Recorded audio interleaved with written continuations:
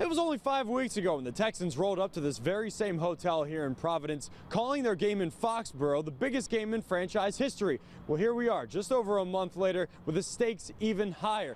With a win tonight in the house that Brady and Belichick built, the Texans would host the AFC Championship game. But for that to happen, they're going to have to avoid making any mistakes. It's playoff time. There's no tomorrow at this time of the season, and you want to move on. You got to bring a sense of nastiness and attitude with you to go out and dominate your opponent on every play. He plays in his first playoff game last week, and obviously this is his second one on the road against a tremendous opponent. So he's going to have to play at a high level, but we all are. They're going up against a team that just so happens to be the third highest scoring team in NFL history. Let that sink in for a moment when you also consider the fact that the Patriots have a plus 25 turnover differential. Ipso facto, that means the Texans cannot afford to shoot themselves in the foot because Tom Brady will make them pay.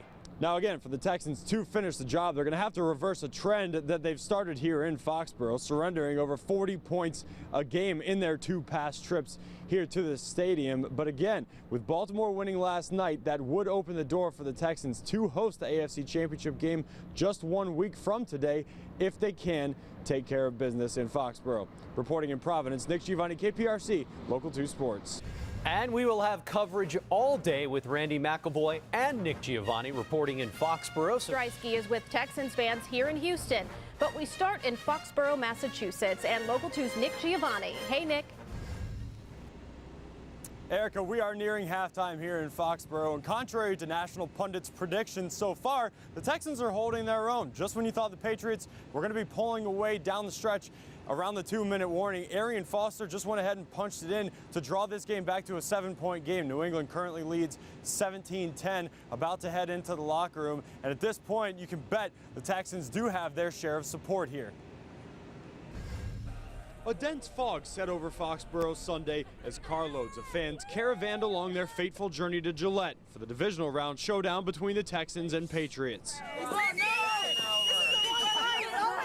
Greeted with food and friendship, enemy territory proved to be anything but beforehand as Patriot fans welcomed the Bulls on parade to their parking lot. The buildup, my stomach was sick this morning. I couldn't even hardly breathe, but here we are. We're going to be ready to go, and let's do it. I'm not sick. I'm not sick. I feel good. I think this is a historical day for the Houston Texans. That's what I think. Closer to kickoff, team colors commingled, with confidence riding high on both sides, while Texans took over sports bars outside the stadium. We've been here last year. Time to go one game further. Everything's great, though. I mean, we're the underdogs in this game. No expectations, but we're going to win. We plan to walk out with a win. What inspired this get-up? Hey, I've been having this from day one. Season ticket holder. I take it everywhere I go. Took it to New York. Now here, hoping to take it home with a win. And there is still plenty of football to play here, obviously, with, again, the stakes being the chance to host the AFC Championship game a week from today. We invite you to join us on Sports Sunday tonight, as we'll have plenty of post-game interviews and analysis, and hopefully news that the Texans will be coming home winners. For now, reporting for Foxboro, Nick Giovanni, KPRC, Local 2 Sports.